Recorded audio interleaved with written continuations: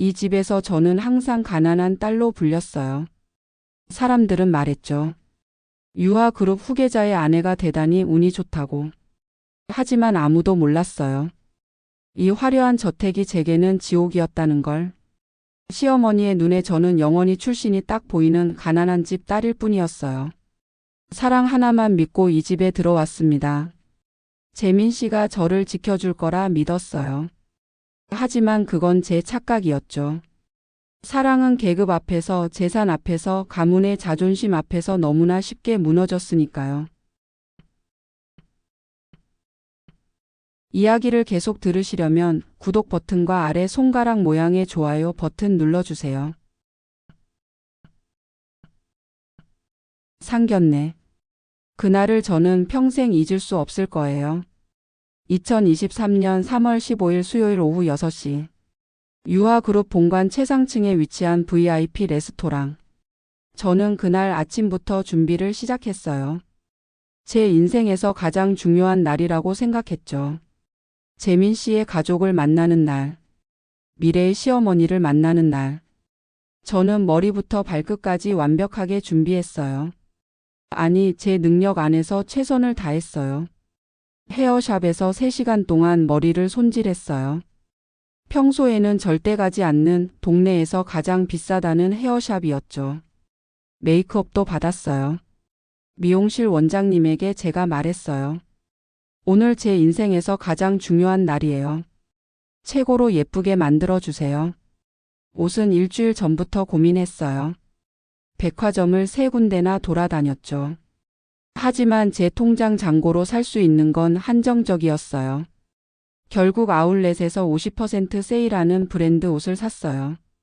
그래도 제게는 큰 돈이었어요. 100만 원. 제 한 달 용돈의 2배였죠. 엄마는 그날 아침 제 손을 꼭 잡으시며 말씀하셨어요. 은채야, 너무 긴장하지 마. 너는 충분히 좋은 아이야. 자신감을 가져. 아빠는 제 어깨를 토닥이시며 말씀하셨죠. 우리 딸이 가장 예쁘다. 저쪽 집안에서 우리 딸을 더 좋아할 거야. 하지만 저는 알고 있었어요. 부모님도 불안해 하신다는 걸. 부모님 눈에 비친 걱정을 저는 똑똑히 봤어요. 차를 타고 레스토랑으로 향하는 동안 저는 계속 손을 꼭 쥐고 있었어요. 손바닥에 땀이 흥건했죠. 재민 씨가 제 손을 잡으며 말했어요. 괜찮아, 은채야. 우리 엄마 좋은 분이야. 하지만 재민 씨의 목소리도 떨리고 있었어요. 그것도 저는 느꼈죠. 레스토랑에 도착했을 때 저는 숨이 막힐 것 같았어요. 너무 화려했어요. 샹들리에가 빛나고 대리석 바닥이 반짝였어요. 웨이터들은 모두 턱시도를 입고 있었죠. 저희 가족은 그 화려함 속에서 너무나 초라해 보였어요.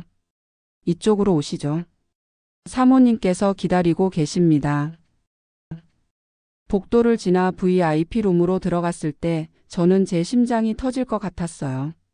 그곳에 그분이 계셨어요. 제 미래의 시어머니. 첫 인상. 저는 그 순간을 또렷하게 기억해요. 시어머니는 샤넬 트위드 재킷을 입고 계셨어요. 진주 목걸이가 목에 걸려 있었고 손목에는 까르띠에 시계가 빛나고 있었죠. 머리는 한 올의 흐트러짐도 없이 완벽하게 세팅되어 있었어요. 그리고 그분의 눈빛. 차갑고 날카롭고 계산적이었어요. 마치 저를 사정없이 해부하는 것 같았죠. 늦었군요. 시어머니의 첫 마디였어요. 저는 시계를 봤어요. 5시 58분. 약속 시간보다 2분 빨랐어요. 하지만 저는 아무 말도 하지 못했죠. 앉으세요. 시어머니가 차갑게 말씀하셨어요. 저희 가족은 테이블에 앉았어요. 화려한 식탁이었죠. 고급 접시, 크리스탈 와인잔, 고급 테이블보. 모든 게 저희 세계와는 달랐어요. 엄마는 어디에 손을 둬야 할지 몰라 하셨어요. 아빠는 계속 넥타이를 만지작거리셨죠. 저는 그 모습을 보는 게 너무 괴로웠어요. 웨이터가 메뉴를 가져왔어요. 어려운 단어로 적혀 있었죠. 저는 한 글자도 읽을 수 없었어요. 음식은 제가 주문하죠. 시어머니가 말씀하셨어요. 그리고 웨이터에게 유창하게 주문하셨죠. 저는 그 순간 깨달았어요. 이 자리는 식사를 위한 자리가 아니라 저희를 시험하는 자리라는 걸요. 전체 요리가 나왔어요. 푸아그라였죠. 엄마는 어떻게 먹어야 할지 몰라 하셨어요. 저도 마찬가지였고요. 아빠는 포크를 잘못 들었다가 다시 내려놓으셨어요.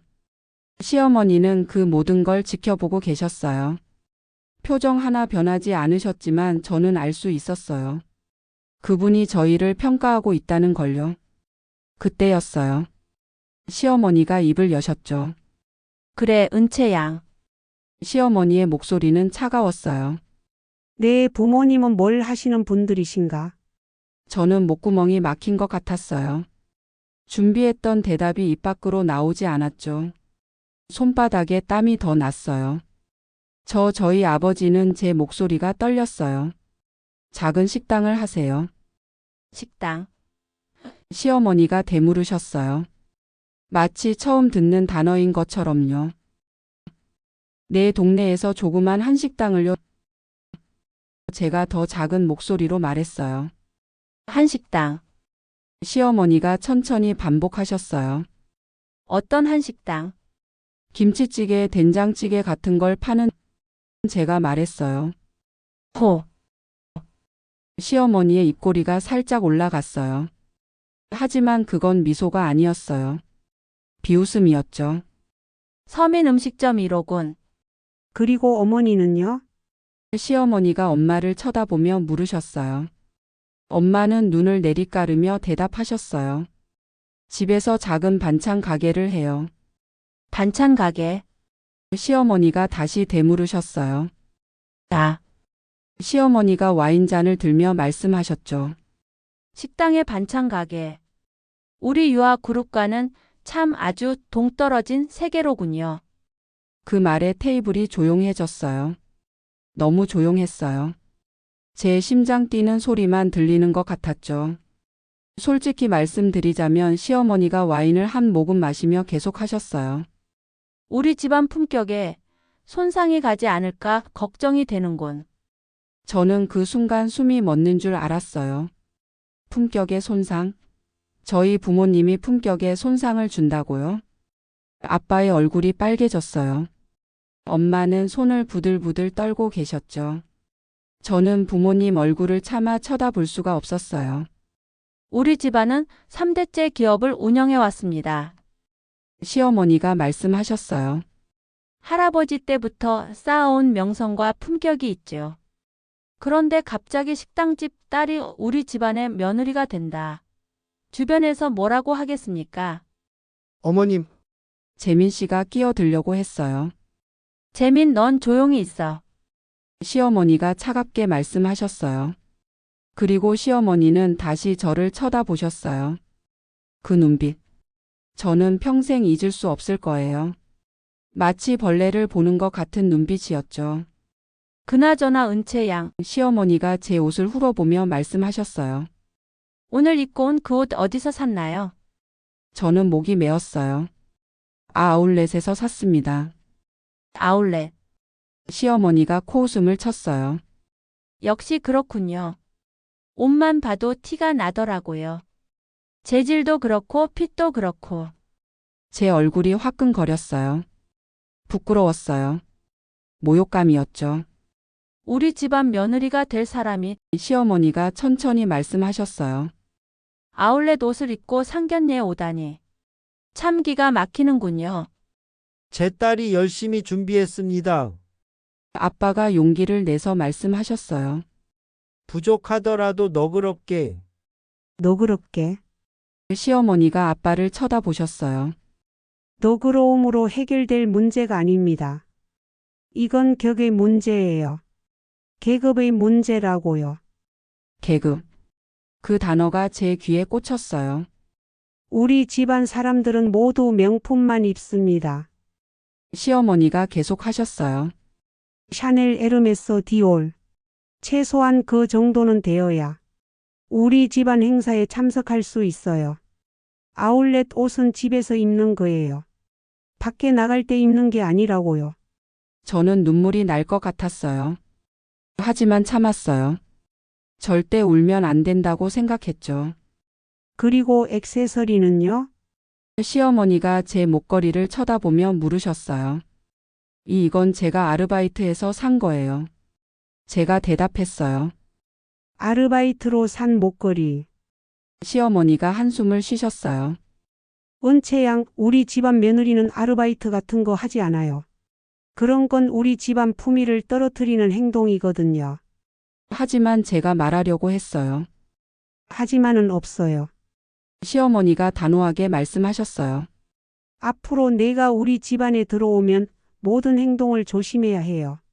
무엇을 입을지, 무엇을 말할지, 어디를 갈지 모두 다요. 식사가 계속되었어요. 하지만 아무도 음식을 제대로 먹지 못했죠. 엄마는 포크를 들다가 내려놓기를 반복하셨어요. 아빠는 물만 계속 마셨고요. 메인 요리가 나왔을 때 시어머니가 다시 입을 여셨어요. 참, 그리고 궁금한 게 있는데, 시어머니가 엄마를 쳐다보며 물으셨어요. 댁의 학력은 어떻게 되십니까? 엄마는 고개를 더 숙이셨어요. 고등학교까지. 고졸이시군요. 시어머니가 고개를 끄덕이셨어요. 그리고 아버님은요? 저도 고등학교까지입니다. 아빠가 작은 목소리로 대답하셨어요. 둘 다 고졸. 시어머니가 중얼거리셨어요. 우리 집안은 모두 명문대 출신인데, 재민이 할아버지는 서울대 법대, 아버지는 서울대 경영대, 재민이도 서울대 경제학과죠. 근데 갑자기 고졸 집안과 혼인을 하다니. 저는 주먹을 꽉 쥐었어요. 손톱이 손바닥에 박혔죠. 은채양, 당신은요? 시어머니가 저를 쳐다보며 물으셨어요. 저는 지방 사립대를 다녔습니다. 제가 대답했어요. 지방 사립대. 시어머니가 피식 웃으셨어요. 서울대도 아니고 SKY도 아니고. 지방 사립대. 열심히 공부했습니다. 제가 목소리를 높였어요. 열심히요? 시어머니가 되물으셨어요. 열심히 한다고 다 되는 게 아니에요. 결과가 중요하죠. 그리고 당신의 결과는 지방 사립대잖아요. 저는 더 이상 참을 수 없었어요.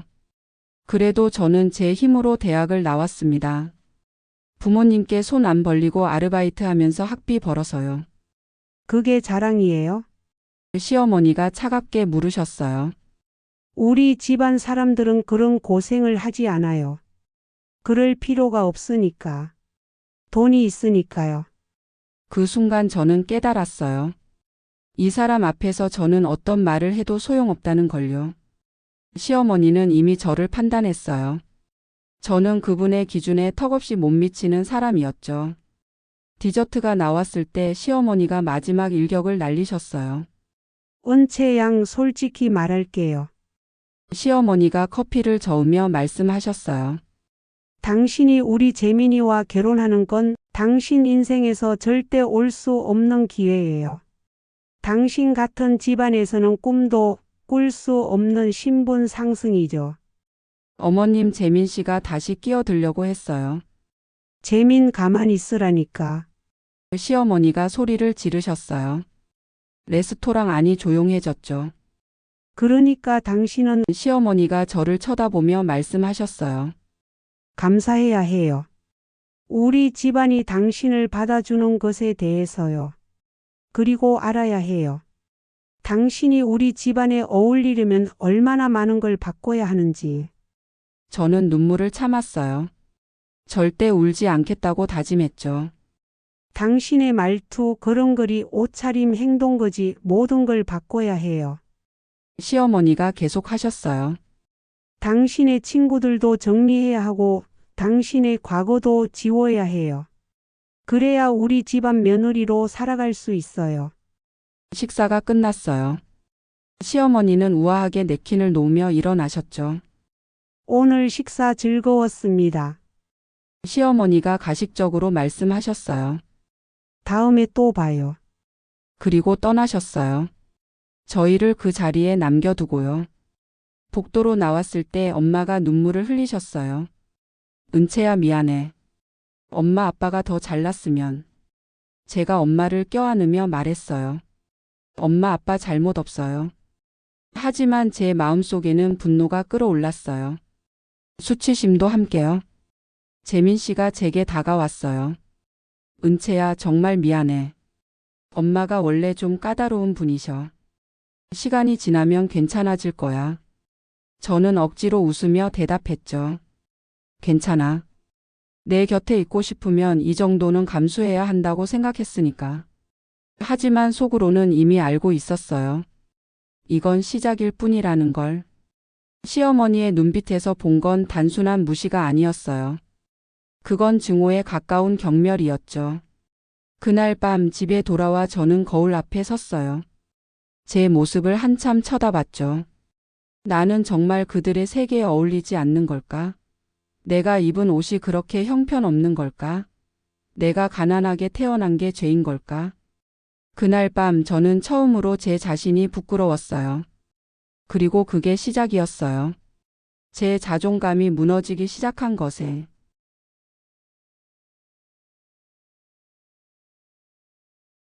상견례가 끝나고 일주일 후 시어머니에게서 전화가 왔어요. 내일 백화점에서 만나자. 명령조였죠. 질문이 아니었어요. 통보였어요. 저는 그날 밤 잠을 이룰 수 없었어요. 시어머니와 단둘이 만난다는 게 두려웠거든요. 재민 씨와 함께 가겠다고 했지만 시어머니가 거절하셨어요. 여자들끼리 얘기할 게 있다면서요. 다음 날 아침 저는 또다시 옷장 앞에서 1시간을 고민했어요. 무얼 입어야 할까? 어떤 옷이 시어머니 눈에 들까? 아니, 최소한 욕은 먹지 않을까? 결국 저는 지난번 상견례 때 입었던 그 아울렛 코트를 입었어요. 다른 괜찮은 옷이 없었거든요. 아니, 솔직히 말하면 뭘 입어도 욕먹을 거라는 걸 알았어요. 그래서 포기했죠. 백화점은 강남에 있는 곳이었어요. 제가 평소에는 절대 올 일이 없는 그런 고급 백화점이었죠. 입구에 들어서는 순간부터 압도당했어요. 대리석 바닥 샹들리에 명품 브랜드 매장들. 그곳을 오가는 사람들의 옷차림, 가방, 신발 모든 게 제 세계와 달랐어요. 저는 작아지는 기분이었어요. 마치 제가 이곳에 있어서는 안 되는 사람처럼 느껴졌죠. 지나가는 사람들이 저를 쳐다보는 것 같았어요. 저 사람 여기에 왜 왔지? 하는 눈빛으로요. 약속 장소는 1층 로비였어요. 10시 정각. 저는 9시 50분에 도착했어요. 일찍 도착해서 기다리는 게 예의라고 생각했거든요. 하지만 시어머니는 10시 15분에 나타나셨어요. 15분이나 늦으셨죠. 사과는 없었어요. 오히려 저를 위아래로 훑어보시더니 한숨을 쉬셨어요. 내가 오늘 입은 그 코트, 시어머니의 첫 마디였어요. 솔직히 말해봐. 얼마짜리니? 또 시작이구나. 저는 속으로 생각했어요. 하지만 대답해야 했죠. 저 100만 원 정도입니다. 시어머니는 혀를 차셨어요. 쯧쯧쯧. 100만 원? 정말? 내가 오늘 입은 이 코트는 800만 원이야. 에르메스거든.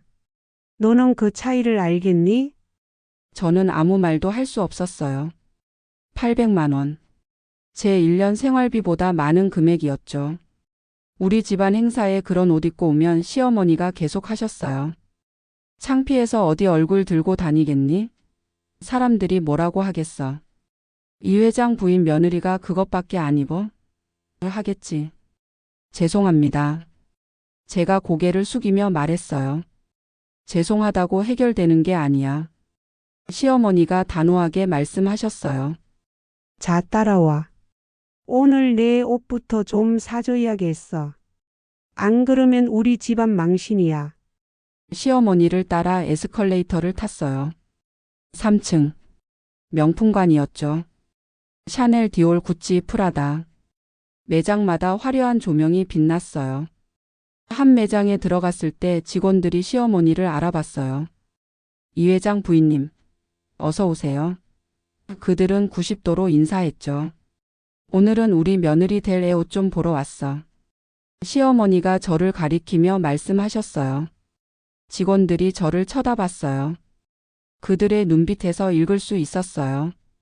저 애가 이 회장 부인 며느리? 정말? 하는 의구심이요. 이리 와봐. 시어머니가 저를 불렀어요. 저는 조심스럽게 다가갔죠. 시어머니는 제 코트를 벗기셨어요. 그리고 매장 직원에게 말씀하셨어요. 이거 치워줘. 쓰레기통에 버려. 네? 제가 깜짝 놀라 물었어요. 그건 제 옷인데요. 내 옷? 시어머니가 비웃으셨어요. 이런 쓰레기를 옷이라고 부르니? 버려. 오늘부터 너는 새로운 옷을 입어야 해. 직원이 제 코트를 가져갔어요. 저는 그저 바라볼 수밖에 없었죠. 제가 아르바이트해서 산 코트였는데, 6개월 동안 모은 돈으로 산 코트였는데, 자, 이걸 입어봐. 시어머니가 샤넬 트위드 재킷을 제게 건네셨어요. 가격표를 봤어요. 650만 원. 저는 숨이 막혔죠. 어서 입어보라니까. 시어머니가 재촉하셨어요. 피팅룸에 들어가 재킷을 입었어요. 거울을 봤죠. 재킷은 아름다웠어요. 정말 고급스러웠죠. 하지만 그 안에 있는 저는 어색했어요. 마치 제가 아닌 다른 사람 같았어요. 나와봐. 시어머니의 목소리가 들렸어요. 밖으로 나갔어요. 시어머니는 저를 빙 둘러보시더니 고개를 끄덕이셨어요. 그래, 옷발로 좀 사람 같네. 이거 사자. 그리고 저기 팬츠도 저 블라우스도. 하지만 제가 말하려고 했어요. 너무 비싼데요. 비싸? 시어머니가 눈을 부라리셨어요. 우리 집안 며느리한테는 이 정도도 싼 거야. 그리고 걱정 마. 내가 사줄 거니까. 어차피 너한테는 이런 옷 살 돈도 없잖아. 그 말이 제 가슴에 박혔어요. 너는 가난하다. 너는 돈이 없다. 너는 우리의 시혜를 받는 거다. 그런 의미였죠. 옷을 여러 벌 샀어요. 아니, 시어머니가 사주셨어요. 재킷, 블라우스, 팬츠, 드레스, 코트. 총 금액은 3천만 원이 넘었어요. 계산대에서 시어머니가 카드를 건네며 말씀하셨어요. 이거 다 영수증 끊어줘. 나중에 세금 공제 받을 거니까. 그리고 저를 돌아보며 말씀하셨죠. 은채야, 오늘 내가 내게 3천만 원어치 옷을 사줬어. 고맙지? 네, 감사합니다. 제가 고개를 숙이며 말했어요. 고마우면 알아야 해. 시어머니가 제 얼굴을 쳐다보며 말씀하셨어요. 내가 우리 집안에 얼마나 빚을 지고 들어오는지. 이 옷값도 빚이야. 나중에 다 갚아야 해. 우리 집안에 잘 보여서 말이야. 빚. 그 단어가 무거웠어요. 저는 옷을 선물 받은 게 아니었어요. 빚을 진 거였죠. 쇼핑이 끝나고 시어머니가 말씀하셨어요. 자, 이제 웨딩드레스 보러 가자. 웨딩드레스 매장은 백화점 6층에 있었어요. VIP 전용 매장이었죠. 예약제로 운영되는 곳이었어요. 매장에 들어서니 드레스들이 즐비했어요. 하얀 드레스, 아이보리 드레스, 샴페인색 드레스. 모두 아름다웠어요. 하지만 가격표를 보고 기절할 뻔했죠. 최소 1천만 원부터 시작이었어요.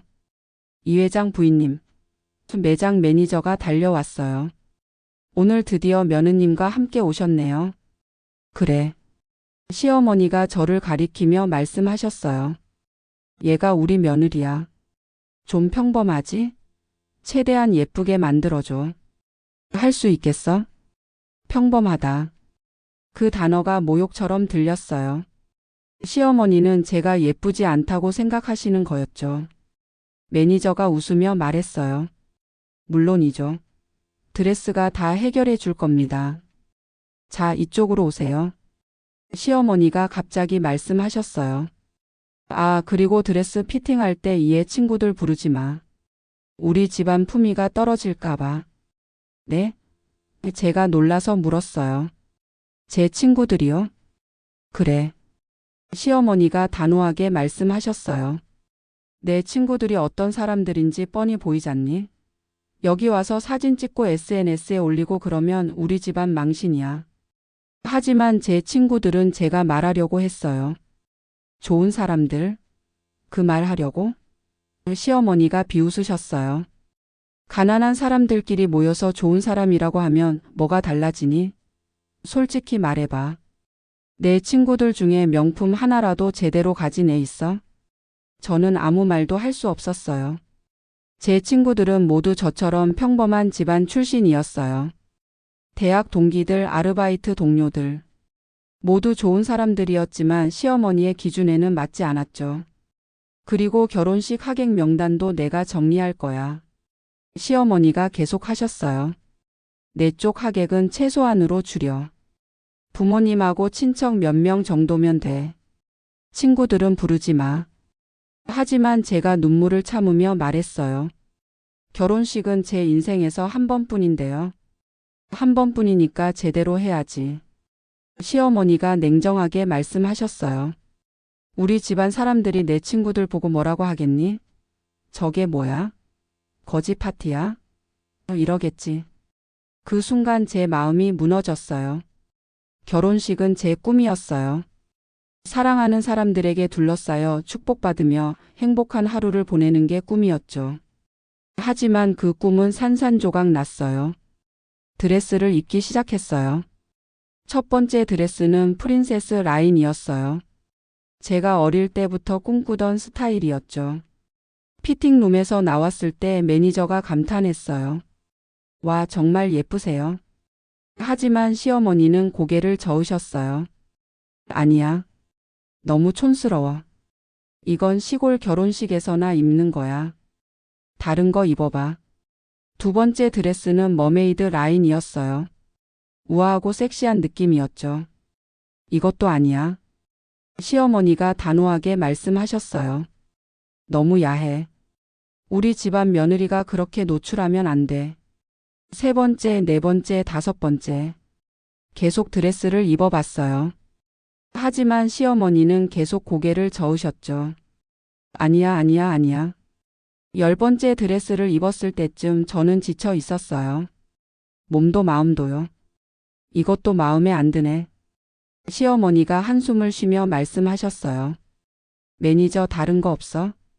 저희가 최근에 들여온 신상품이 있습니다. 매니저가 말했어요. 에르메스 컬렉션인데요. 가격이 좀. 가격은 상관없어. 시어머니가 손을 휘저으며 말씀하셨어요. 가져와봐. 매니저가 가져온 드레스는 숨이 멎을 만큼 아름다웠어요. 심플하면서도 우아했죠. 하지만 가격표를 보고 놀랐어요.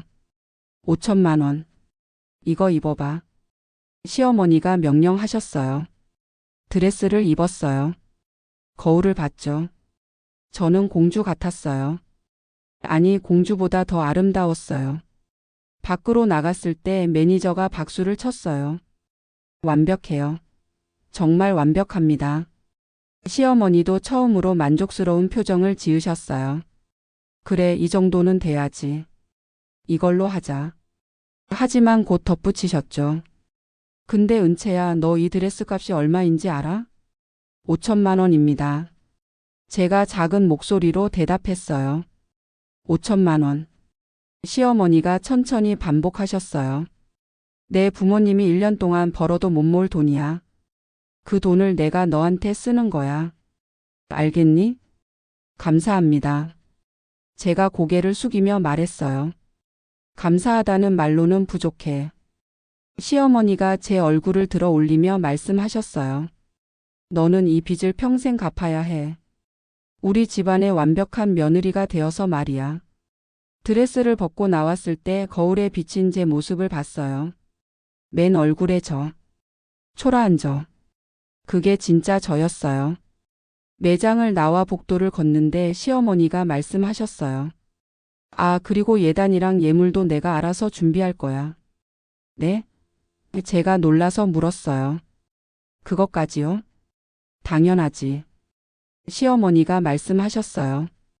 내 집안에서 뭘 준비하겠니? 쪽팔린 거 들고 오면 우리 집안 망신이야.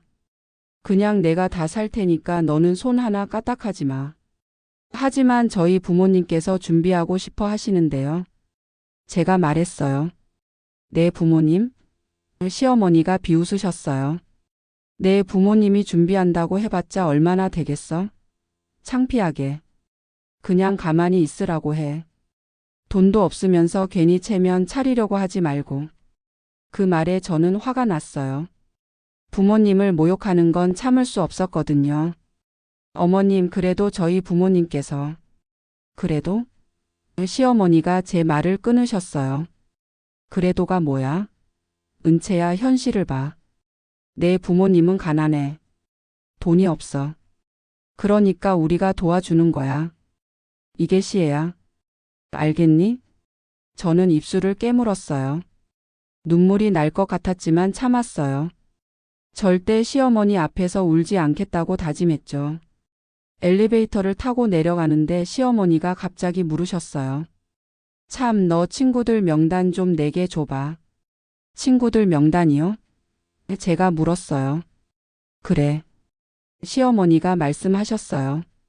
내가 앞으로 누구랑 만나고 다니는지 내가 알아야지. 이상한 애들이랑 어울리면 우리 집안 이미지에 안 좋으니까. 하지만 그건 제가 말하려고 했어요. 하지만은 없어. 시어머니가 단호하게 말씀하셨어요. 너는 이제 우리 집안 사람이야. 내 개인적인 일도 다 우리 집안 일이 되는 거야. 알겠니?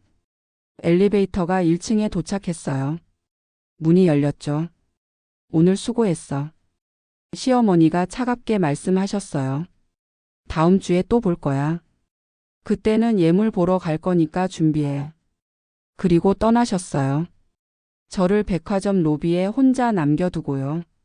저는 그 자리에 한참을 서 있었어요. 주변 사람들이 지나갔지만 저는 움직일 수 없었어요. 이게 내가 원하던 결혼인가? 이게 내가 꿈꾸던 사랑인가? 밖으로 나왔을 때 비가 내리기 시작했어요. 우산이 없었지만 그냥 걸었어요. 비에 젖으면서요. 아무리 참으려 해도 마음속 작은 불꽃이 자꾸 번져갔어요. 나를 왜 이렇게까지 모욕해야 하지? 제가 사랑한 사람의 어머니, 제 시어머니. 제가 감당해야 한다고 믿던 그분이 결국 제 자존심을 모조리 지식이고 있었어요. 집에 도착했을 때 엄마가 놀라셨어요. 은채야, 왜 이렇게 젖었어? 저는 엄마를 껴안고 울었어요. 처음으로 참았던 눈물을 쏟아냈죠. 엄마, 제가 울먹이며 말했어요. 제가 정말 결혼해도 되는 걸까요? 엄마는 제 등을 토닥이며 말씀하셨어요. 괜찮아, 우리 딸. 다 괜찮아질 거야. 하지만 저는 알고 있었어요. 아무것도 괜찮아지지 않을 거라는 걸요. 그날 밤 침대에 누워 천장을 바라봤어요. 어둠 속에서 시어머니의 목소리가 계속 들렸어요. 너는 가난해. 너는 돈이 없어. 너는 우리의 시혜를 받는 거야. 평생 빚을 갚아야 해. 저는 이불을 뒤집어쓰고 소리 없이 울었어요. 제 꿈이, 제 미래가, 제 자존심이 무너지는 소리를 들으면서요. 웨딩드레스를 입은 제 모습이 거울에 비쳤던 그 순간을 떠올렸어요. 하지만 그건 제가 아니었어요. 시어머니가 원하는 그들 집안의 인형일 뿐이었죠. 그리고 저는 깨달았어요. 결혼은 시작이 아니라는 걸요. 이건 제 자아가 사라지는 과정의 시작이었어요.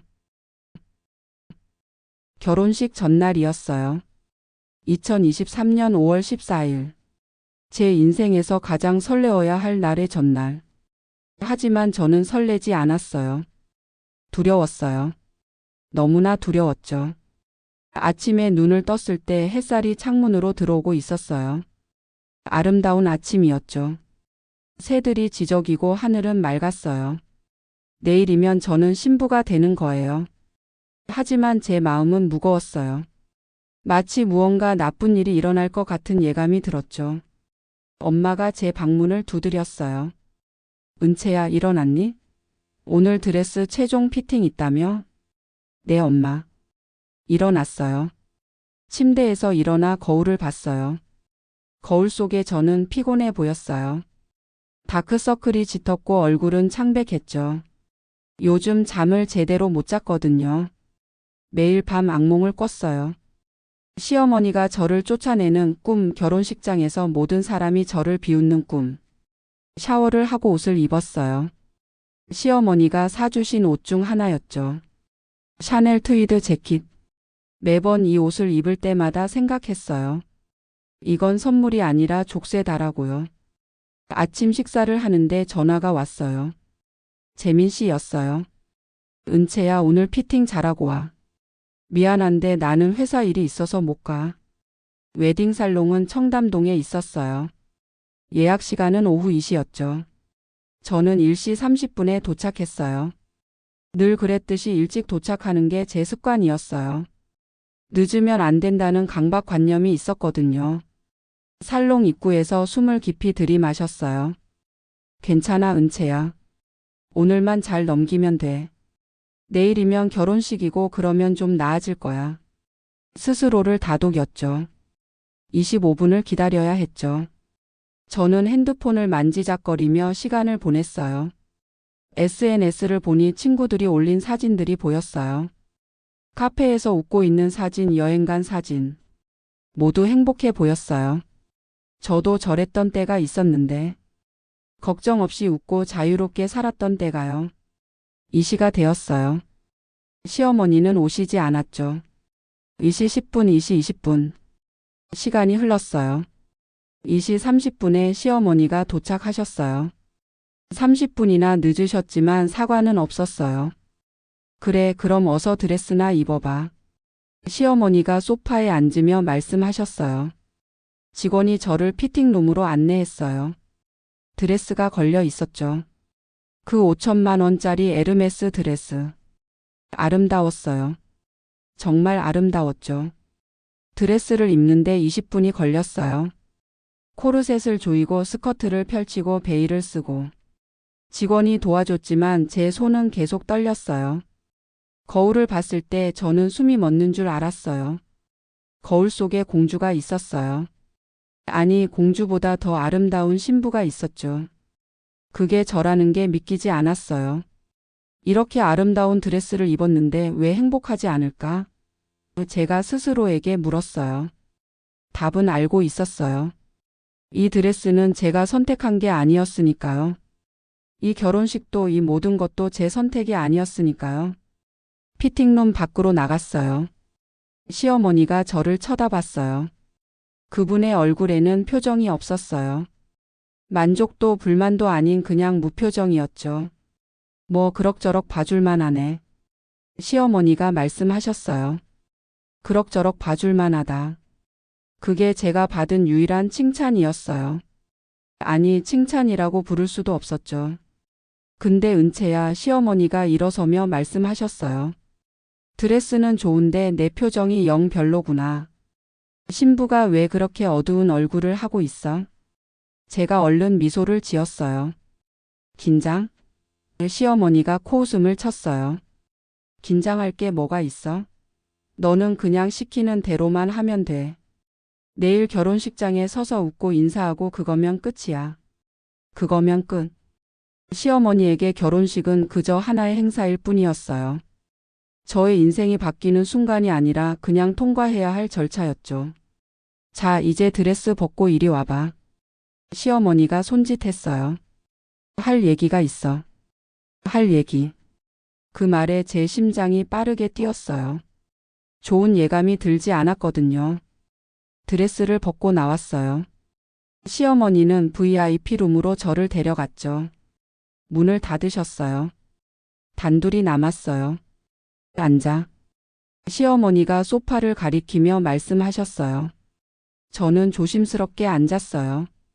시어머니는 제 맞은편에 앉으셨죠. 그리고 저를 뚫어지게 쳐다보셨어요. 침묵이 흘렀어요. 길고 무거운 침묵이었죠. 저는 숨 쉬는 것조차 조심스러웠어요. 은채야, 시어머니가 드디어 입을 여셨어요. 내일 결혼식이지? 그래서 오늘 내가 너한테 꼭 해야 할 말이 있어서 불렀어. 시어머니의 목소리는 차갑고 단호했어요. 제 손이 떨리기 시작했어요. 나쁜 일이 일어날 것 같았어요. 내일부터 너는 우리 집안의 며느리가 돼. 시어머니가 천천히 말씀하셨어요. 법적으로도 사회적으로도 말이야. 그 말이 뭘 의미하는지 알겠니? 시어머니가 앞으로 몸을 기울이며 말씀하셨어요. 너는 이제 은채가 아니야.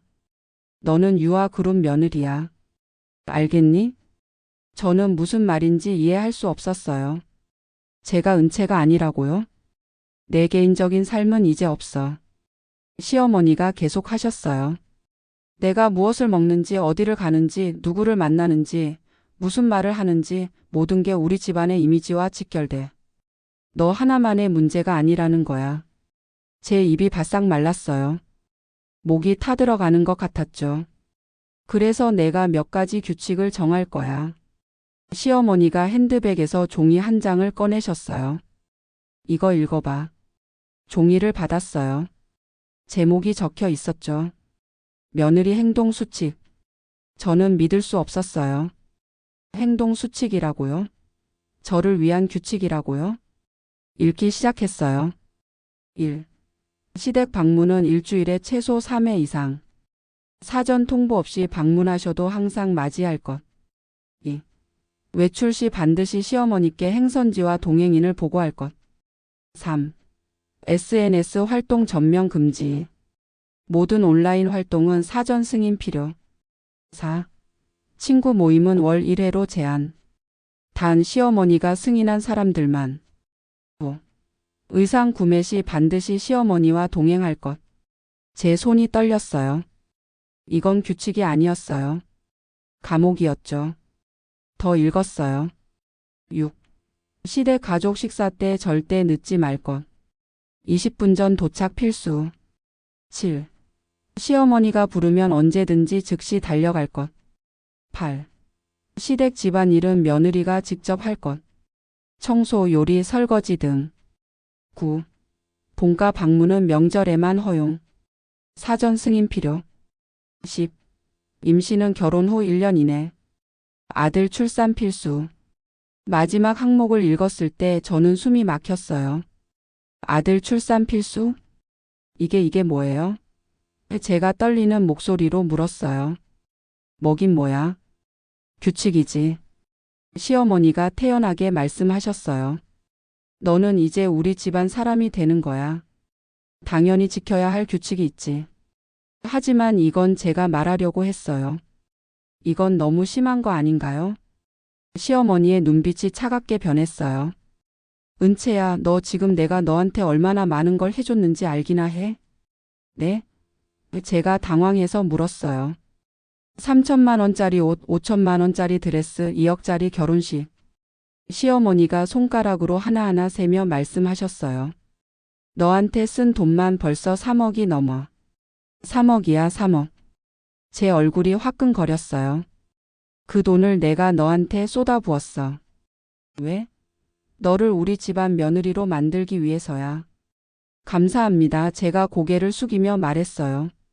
감사하다는 말로는 부족해. 시어머니가 단호하게 말씀하셨어요. 그 돈값을 해야지. 그게 바로 이 규칙을 지키는 거야. 저는 다시 종이를 쳐다봤어요. 10가지 규칙. 아니 10가지 족쇄였죠. 그리고 은채야, 시어머니가 더 가까이 다가오며 말씀하셨어요. 한 가지 더 명심해.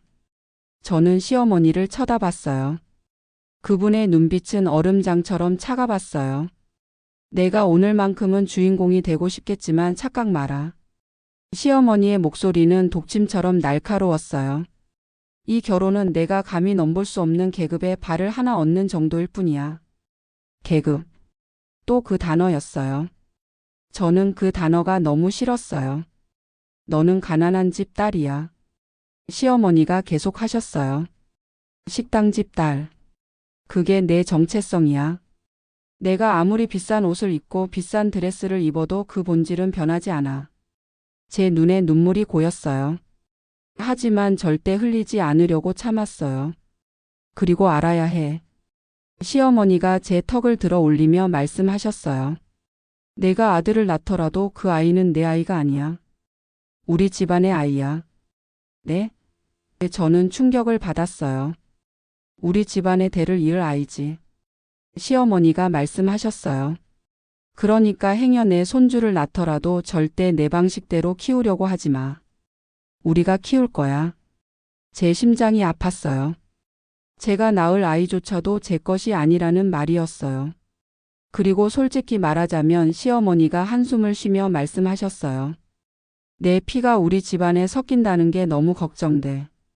내 집안의 가난한 피가 우리 집안을 오염시킬까봐. 오염. 그 단어가 제 가슴에 비수처럼 꽂혔어요. 하지만 뭐 재민이가 너를 원하니까 어쩔 수 없지.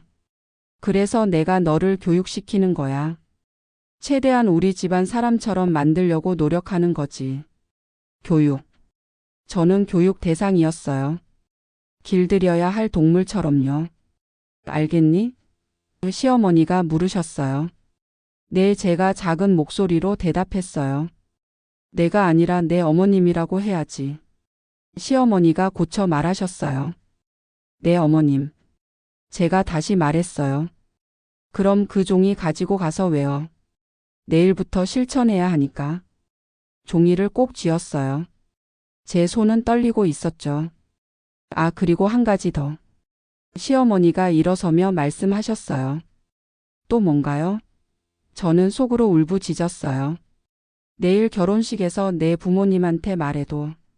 시어머니가 말씀하셨어요. 너무 촌스럽게 굴지 말라고. 우리 집안 사람들 앞에서 망신당하지 않게 조심하라고. 네, 제가 고개를 숙였어요. 그래, 이제 가봐도 돼. 시어머니가 손을 휘저으며 말씀하셨어요. VIP룸을 나왔어요. 햇빛이 눈부셨어요. 하지만 제 세상은 어두웠어요. 손에 쥔 종이를 쳐다봤어요.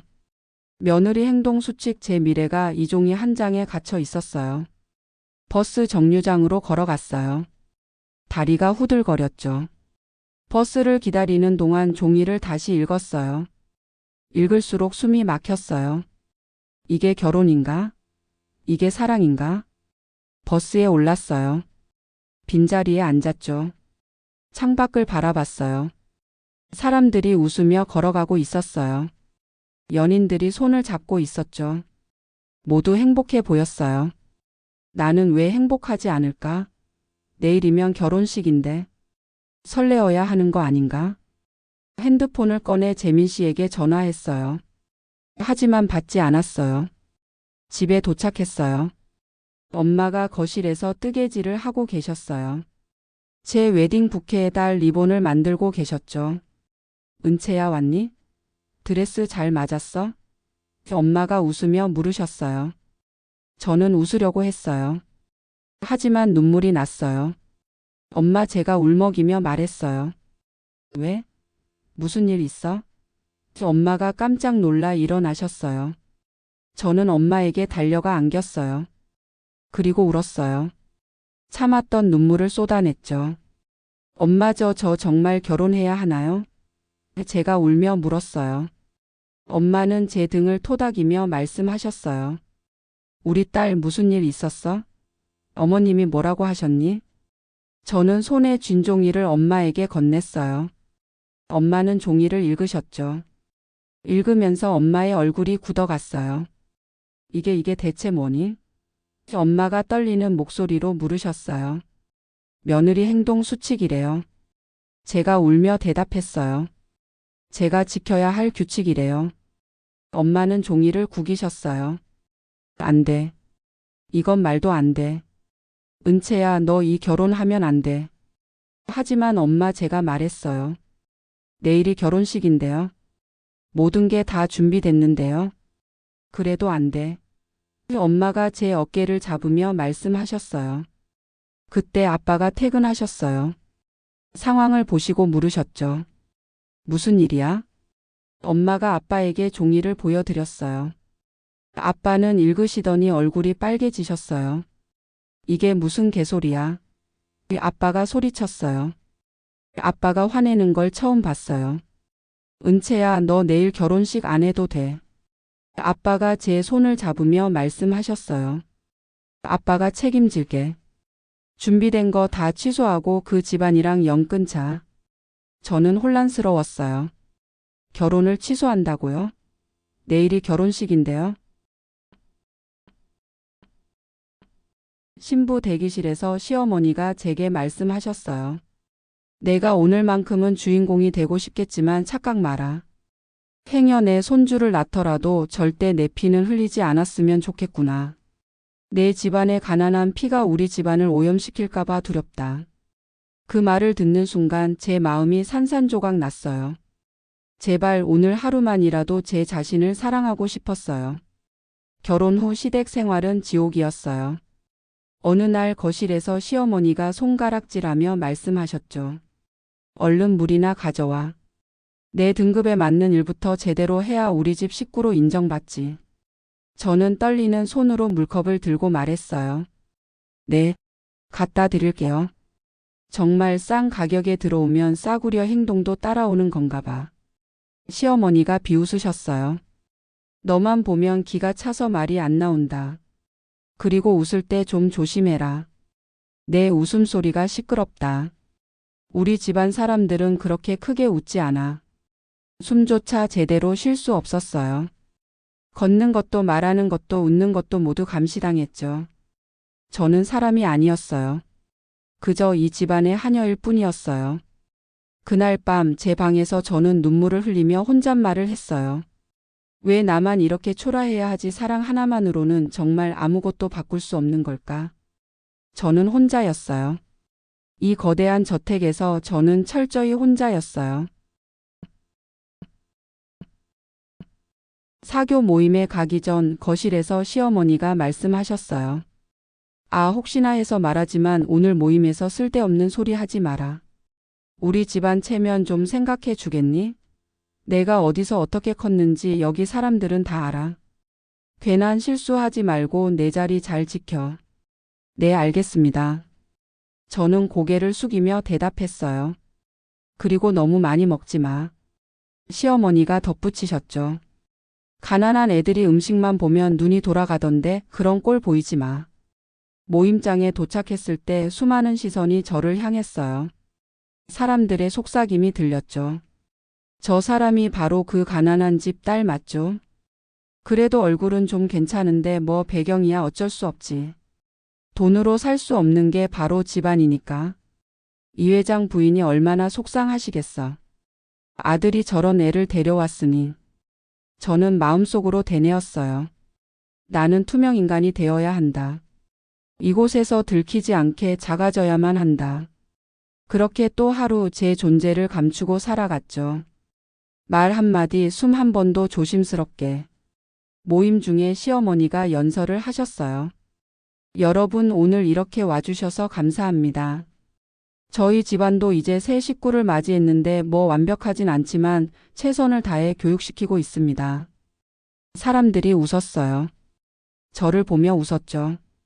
저는 그저 고개를 숙인 채 눈물을 삼켰어요. 어느 날 병원에서 의사 선생님이 말씀하셨어요. 축하드립니다. 임신 6주 차시네요. 저는 눈물을 흘리며 물었죠. 아이가 생겼어요. 기쁨도 잠시 시어머니의 반응이 두려웠어요. 시댁 거실에서 시어머니가 말씀하셨죠. 임신? 정말? 그래, 그나마 다행이군. 내가 할 수 있는 유일한 쓸모가 생겼네. 아들 낳아라. 딸이면 소용없어. 아이의 성별은 아직 제가 말하려 했어요. 아들 못 낳으면 너 이 집에서 쫓겨날 각오해라. 시어머니가 단호하게 말씀하셨어요. 우리 집안은 아들이 필요해. 내가 할 수 있는 건 그것뿐이야. 아이마저도 조건이 되었어요. 제 존재는 오직 아들을 낳는 도구로만 인정받았죠. 임신 중에도 시어머니는 저를 쉬게 해주지 않으셨어요. 임신했다고 게으름 피우지 마. 집안일은 내가 해야지. 우리 집 며느리가 뭐 대단한 줄 아나? 저는 배를 쓰다듬으며 말했어요. 하지만 의사 선생님이 무리하지 말라고. 의사가 뭘 안다고? 시어머니가 화를 내셨죠. 내가 임신했을 때는 출산 직전까지 일했어.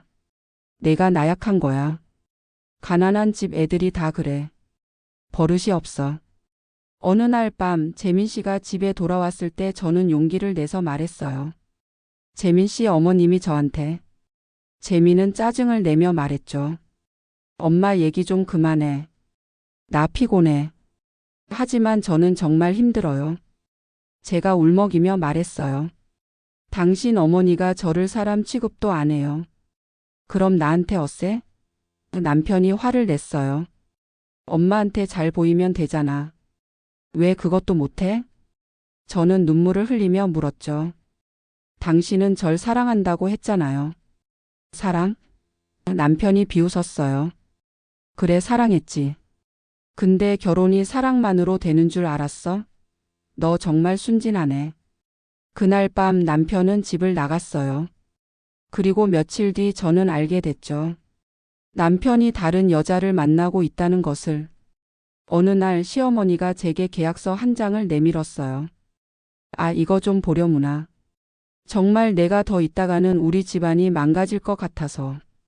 이 계약서에 사인하고 조용히 떠나줬으면 한다. 내가 받은 돈은 위자료고 더 이상 우리 집안에 얼씬거리지 마라. 저는 떨리는 손으로 종이를 보며 물었어요. 이건 절 쫓아내라는 건가요? 아이는 뱃속의 아이는요? 아이? 시어머니가 차갑게 말씀하셨죠. 그건 우리가 키울 거야. 넌 필요 없어.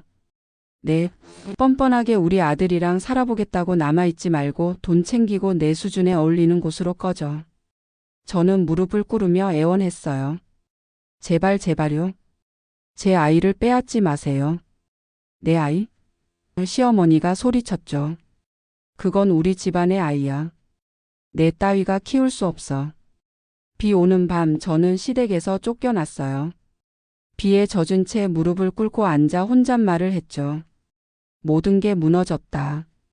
아무도 내 손을 잡아주지 않는다. 재민 씨, 당신조차도. 하지만 그 서러운 밤을 딛고 저는 다짐했어요. 이제 더는 누구에게도 짓밟히지 않는다. 너희들이 가장 두려워하는 방식으로 반드시 돌아온다.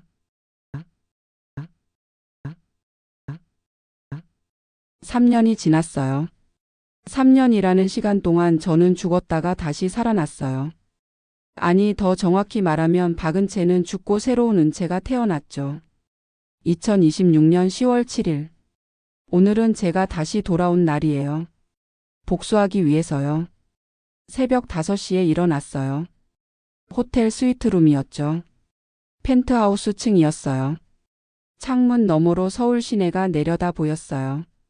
저 멀리 남산타워가 보였고 한강이 흐르고 있었죠. 3년 전 이맘때쯤 저는 비 오는 밤 시댁에서 쫓겨났었어요. 아무것도 없이 맨몸으로요. 뱃속에는 아이가 있었지만 그마저도 시어머니가 빼앗으려 했었죠. 거울 앞에 섰어요. 3년 전에 제 모습과는 완전히 달랐어요. 머리는 짧게 잘랐어요. 단발머리였죠. 3년 전에는 긴 머리를 시어머니가 좋아해서 기르고 있었어요. 하지만 시댁에서 나온 그날 밤 저는 미용실에 가서 머리를 싹둑 잘랐어요. 과거와의 결별이었죠. 얼굴도 달라졌어요. 3년 전에 저는 늘 겁에 질려 있었고 창백했고 생기가 없었어요. 하지만 지금의 저는 달랐어요. 눈빛이 날카로웠고 표정이 단호했고 자신감이 넘쳤어요. 몸도 달라졌어요. 3년 동안 저는 매일 아침에 일어나 운동했어요. 필라테스, 요가, 헬스. 제 몸을 단련시켰죠. 약한 몸으로는 복수할 수 없었으니까요. 옷차림도 완전히 달랐어요. 3년 전에는 시어머니가 사준 옷만 입었죠. 샤넬, 에르메스, 디올. 하지만 지금의 저는 제가 원하는 옷을 입었어요. 시크한 검은색 팬츠 슈트. 강렬한 빨간색 립스틱. 이게 제 스타일이었어요. 샤워를 했어요. 따뜻한 물이 제 몸을 감쌌죠. 눈을 감았어요. 3년 전이 떠올랐어요. 샤워를 마치고 나왔어요. 수건으로 몸을 닦으며 생각했죠. 3년 동안 저는 미친 듯이 일했어요. 낮에는 작은 회사에서 일했고 밤에는 MBA 과정을 공부했어요. 주말에는 영어, 중국어, 일본어를 배웠죠. 아이는요? 아이는 제가 낳았어요. 딸이었어요. 제 딸 이름은 서연이에요. 지금 3살이죠. 엄마 집에 맡겨두고 왔어요. 오늘은 중요한 날이었으니까요. 옷을 입었어요.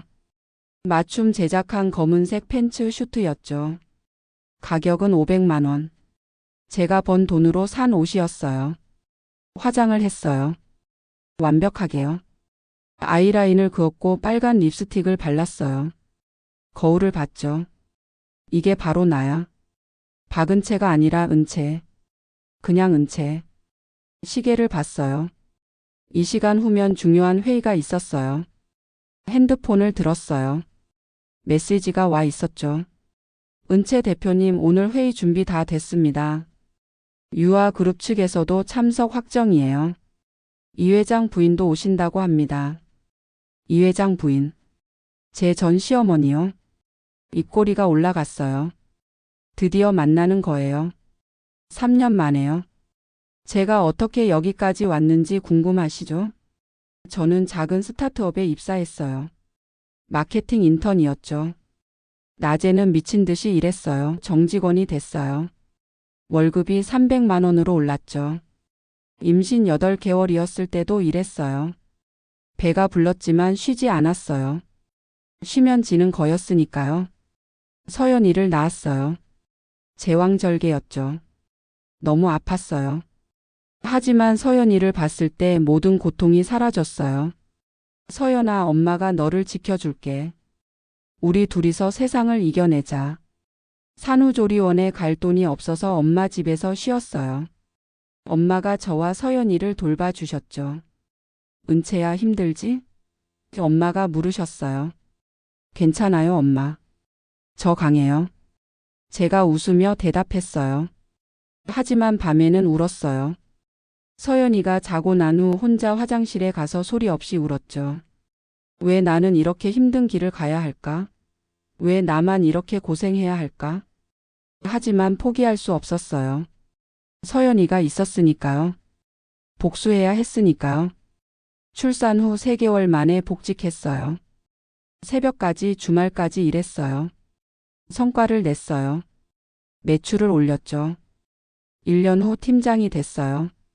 월급은 500만 원으로 올랐어요. 하지만 그것만으로는 부족했어요. 저는 더 높이 더 멀리 가야 했어요.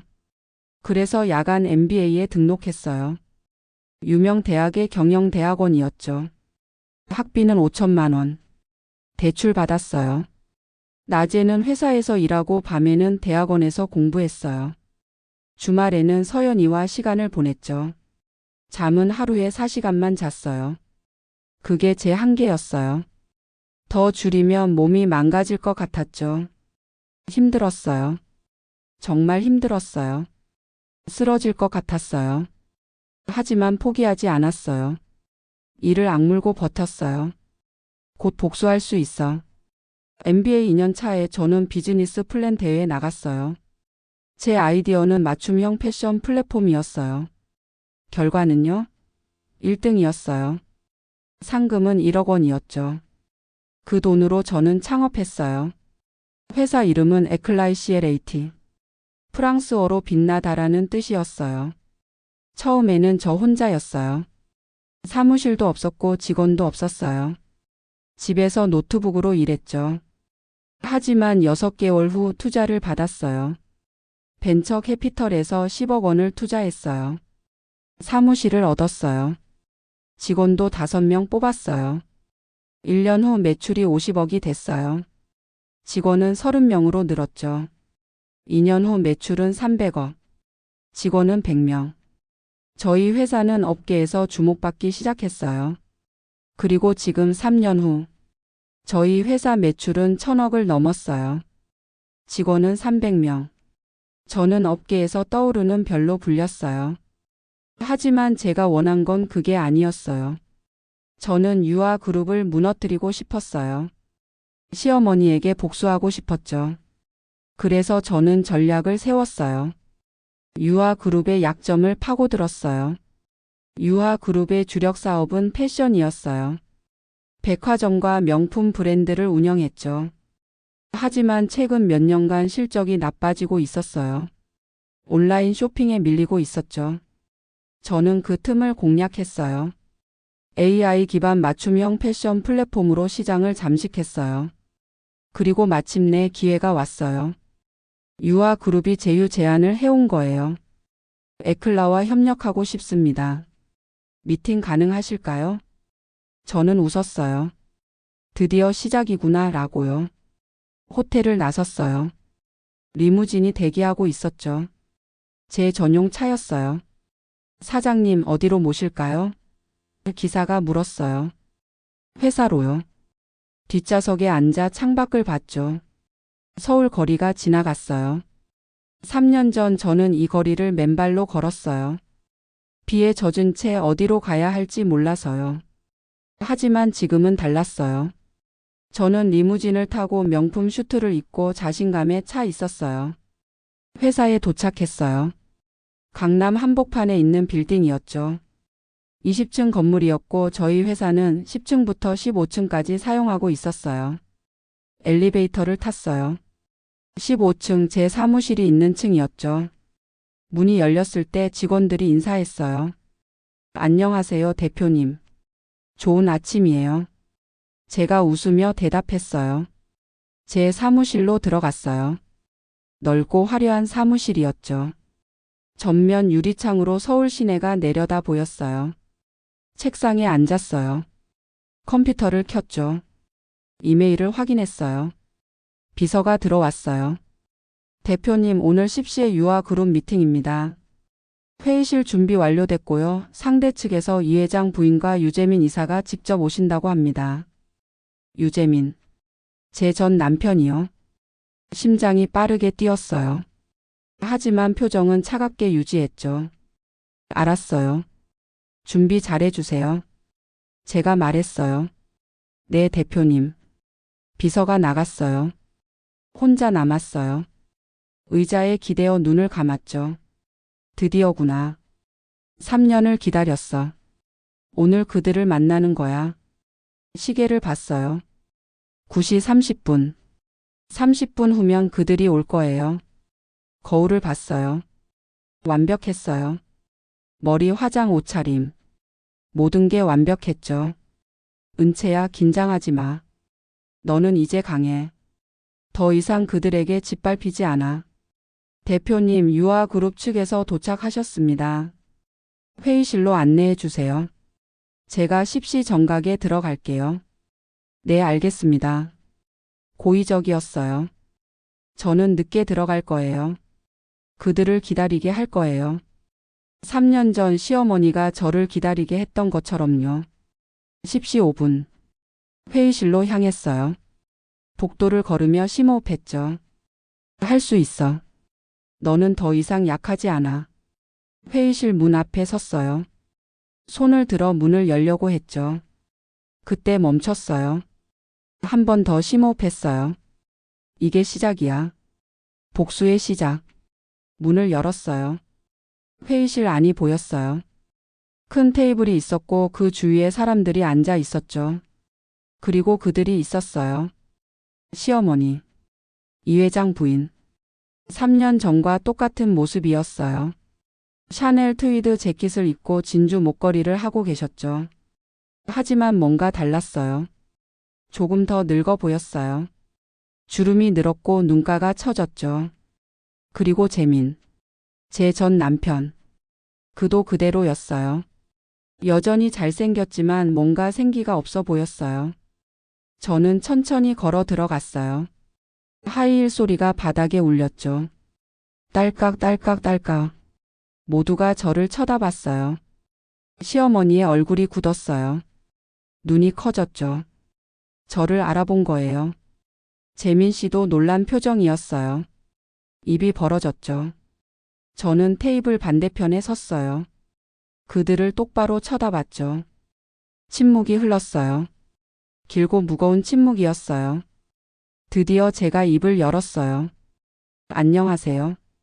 제 목소리는 차갑고 단호했어요. 에클라 대표 박은채입니다. 박은채. 제 이름을 당당하게 말했어요. 더 이상 유아그룹 며느리가 아니라 박은채로요. 시어머니가 먼저 정신을 차렸어요. 내가 어떻게? 시어머니의 목소리가 떨렸어요. 오랜만입니다, 이 회장 부인님. 제가 차갑게 미소 지으며 말했어요. 아니, 이제는 전 시어머니님이라고 불러야겠네요. 전 남편이 일어섰어요. 은채야, 너. 이게 어떻게 된 거야? 앉으세요, 유재민 이사님. 제가 차갑게 말했어요. 오늘은 비즈니스 미팅입니다. 사적인 얘기는 나중에 하시죠. 전 남편이 당황했어요. 그는 제가 이렇게 차갑게 대할 거라고 예상하지 못했죠. 저는 의자에 앉았어요. 서류를 펼쳤죠. 그럼 시작하겠습니다. 제가 말했어요. 유하그룹에서 제휴를 제안하셨다고 들었습니다. 시어머니가 정신을 차리려고 애쓰고 계셨어요. 하지만 쉽지 않았죠.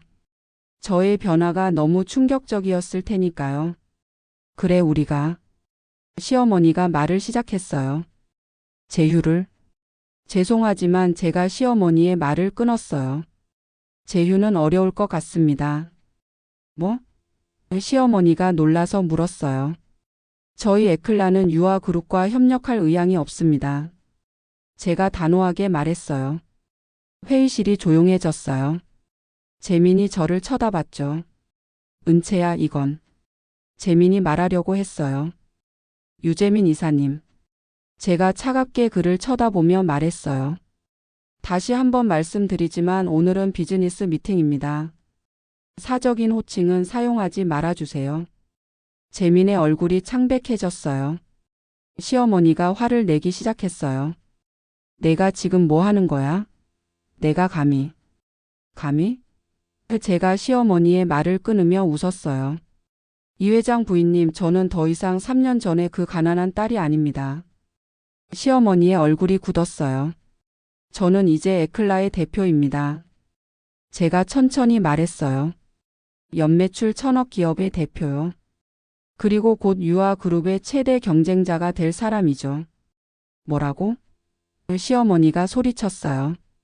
3년 전 당신은 저를 쫓아냈죠. 제가 차갑게 말했어요. 비 오는 밤에 임신한 몸으로 저를 거리에 내쫓았어요. 기억하세요? 시어머니는 아무 말도 하지 못했어요. 그때 당신이 말했죠. 제가 계속했어요. 돈 받고 꺼져. 내 수준에 어울리는 곳으로 가라고요. 재민이 충격받은 표정으로 시어머니를 쳐다봤어요. 어머니, 그게 무슨... 조용히 해, 재민아. 시어머니가 소리쳤어요. 하지만 보세요. 제가 일어서며 말했어요. 제가 돌아왔어요. 가난한 딸이 아니라 성공한 사업가로요. 그리고 말씀드리죠. 저는 시어머니를 똑바로 쳐다봤어요. 눈을 마주쳤죠. 당신이 날 밀어낸 건 가난한 딸 하나가 아니었어요. 제가 차갑게 말했어요. 당신 세상을 송두리째 흔들 폭풍이었다는 걸 명심하세요. 그 순간 시어머니의 얼굴에서 혈기가 사라졌어요. 창백해졌죠. 앞으로 6개월 안에 제가 계속했어요. 저희 에클라는 유아그룹의 시장 점유율을 절반으로 줄일 겁니다. 그리고 1년 안에 유아그룹을 업계 1위 자리에서 끌어내릴 거예요. 내가 감히. 시어머니가 떨리는 목소리로 말했어요. 저는 감히 할 수 있어요. 제가 미소 지으며 말했어요.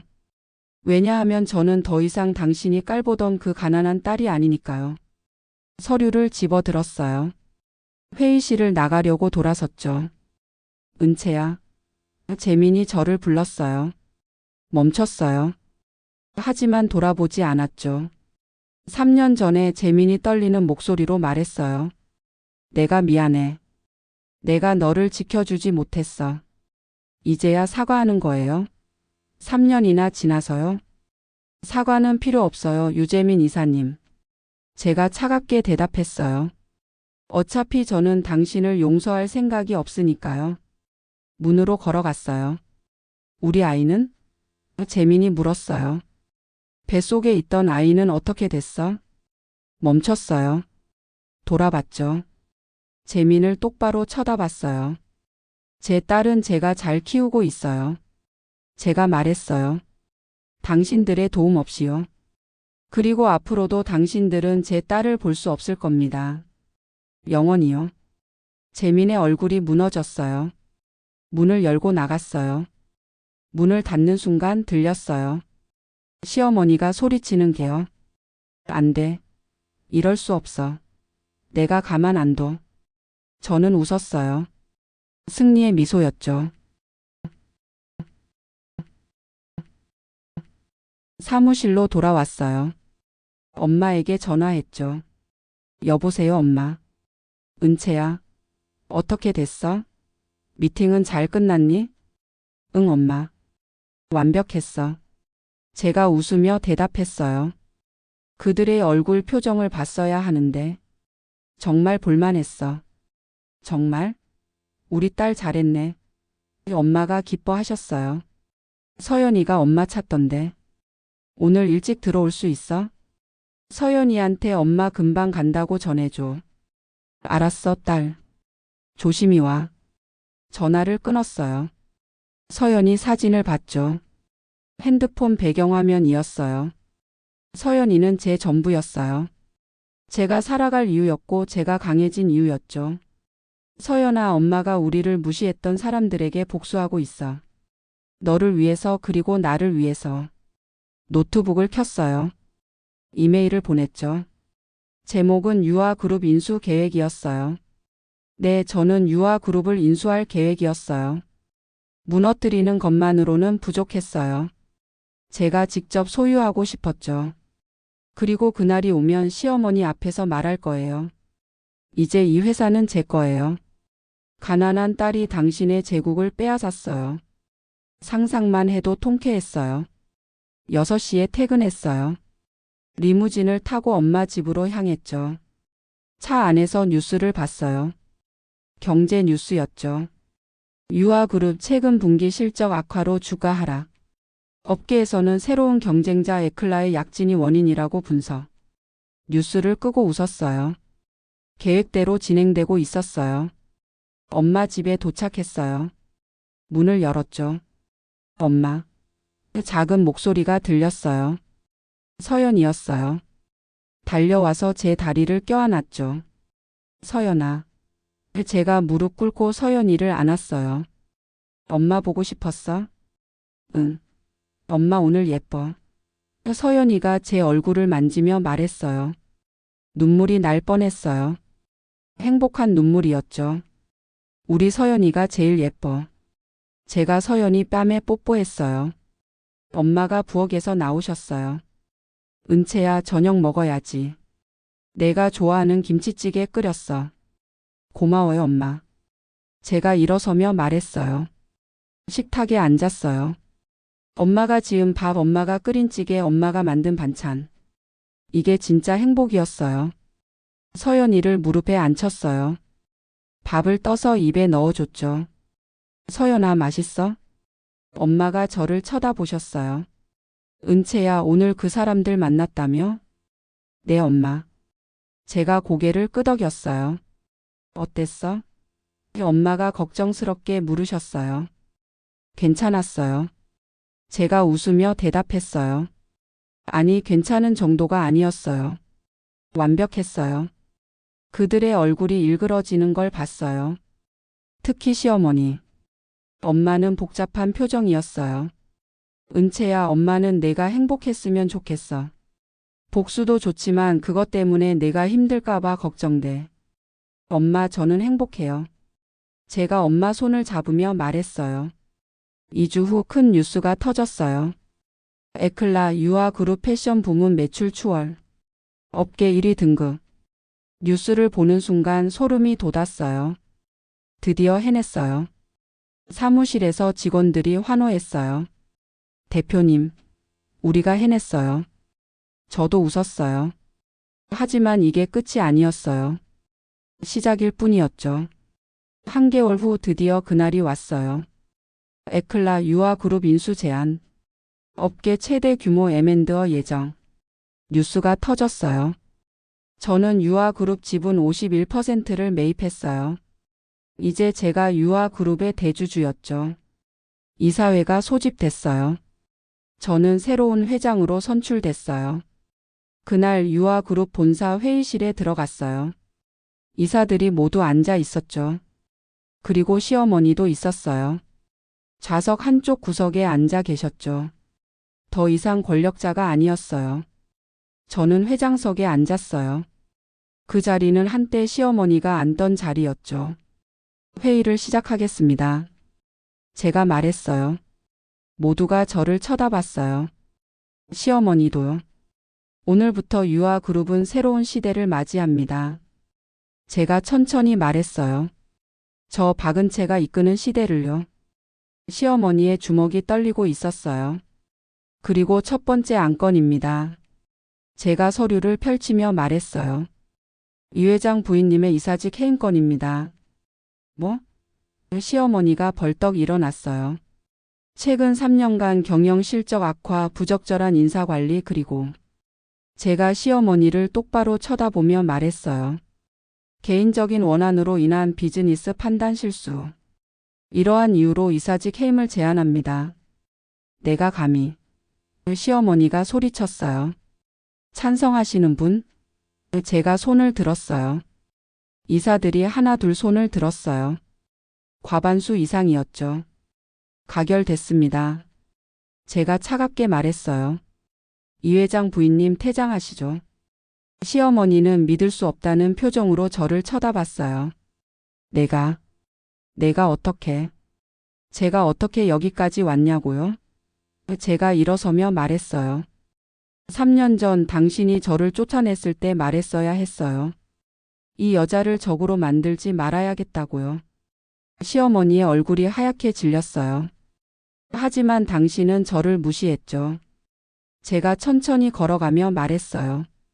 가난한 딸이라고 우리 집안 피를 오염시킬 거라고 그렇게 저를 짓밟았어요. 시어머니 앞에 섰어요. 눈을 마주쳤죠. 이제 보세요. 제가 속삭였어요. 그 가난한 딸이 당신의 제국을 빼앗았어요. 당신이 평생 쌓아온 모든 것을 제가 가져갔어요. 시어머니의 눈에 눈물이 고였어요. 분노의 눈물이었죠. 이건 시어머니가 떨리는 목소리로 말했어요. 이건 복수야. 네, 맞아요. 제가 차갑게 웃으며 말했어요. 이게 바로 복수예요. 당신이 저에게 한 모든 것에 대한요. 시어머니는 휘청거렸어요. 이제 가세요. 제가 말했어요. 당신은 더 이상 여기에 없어도 되는 사람이에요. 시어머니는 천천히 회의실을 나갔어요. 문이 닫혔죠. 저는 다시 회장석에 앉았어요. 모든 이사들이 저를 쳐다봤어요. 이제 시작합니다. 제가 말했어요. 새로운 유아그룹의 시대를요.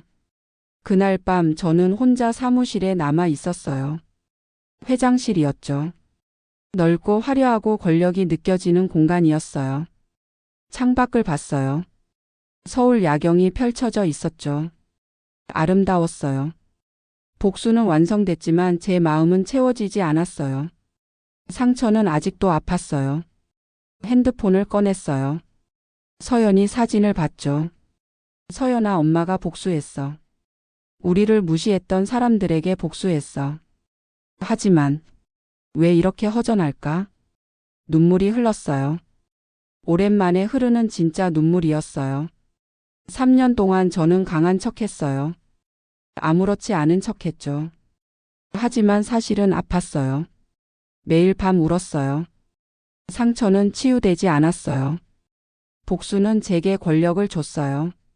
돈을 줬어요. 성공을 줬죠. 하지만 행복은 주지 못했어요. 의자에 기대어 눈을 감았어요. 사랑은 약했지만 복수는 강했어. 나를 짓밟은 모든 이들에게 나는 돌아왔어. 가난한 딸이 아니라 당신들이 가장 두려워하는 존재로. 하지만 이게 정말 제가 원하던 걸까? 대답은 없었어요. 어둠 속에서 저는 혼자였어요. 복수는 끝났지만 제 이야기는 계속될 거예요. 이제 저는 더 이상 은채가 아닙니다. 저는 살아남은 자이자 복수한 자예요. 그리고 여전히 상처받은 자예요. 하지만 괜찮아요. 저는 강하니까요. 계속 앞으로 나아갈 거예요. 서연이를 위해서요. 그리고 저 자신을 위해서요. 은채의 마지막 독백. 이게 제 이야기예요. 가난한 딸에서 성공한 사업가가 된 이야기. 짓밟힌 며느리에서 제국을 차지한 여자가 된 이야기. 사람들은 물을 거예요. 행복하냐고요? 솔직히 모르겠어요. 복수는 달콤했지만 뒤에 남는 건 쓴맛이었어요. 하지만 후회하지 않아요. 이 길을 선택한 것을요. 왜냐하면 이제 저는 더 이상 아무도 저를 짓밟을 수 없으니까요. 저는 강해졌으니까요. 그리고 그것만으로도 충분해요. 지금은요. 은채의 끝이요. 또 다른 이야기를 올리기 위해 구독 버튼과 손가락 모양 좋아요 버튼 눌러주세요.